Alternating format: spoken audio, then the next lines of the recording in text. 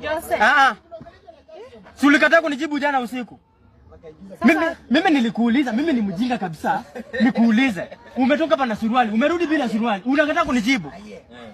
Uko nayo maji yenye ilinyesha tao. Maji gani? Si mafuriko ilikuwa kidogo ni bebe ndio ikanitoa suruali kanifanyisha hapo.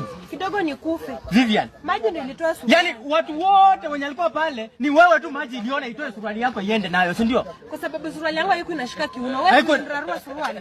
Ulikata hiyo uzi ya suruali, ulikwenda kikayaje? Nilikata uzi ya suruali lini? Sasa maji ilikuja na ikatoa. Vivian, mimi uniambia, nataka uniambie ukweli. Ulitoka kwa nyumba na suruali mchana. Usiku unarudi umeloa na huna suruali. Nani alitoa hiyo suruali?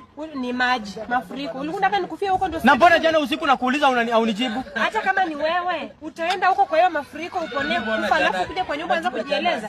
Si unangoja kwanza mtu ahila atulia ndani. So mimi si bwana yako na tukioana tu vizuri tulisema we share.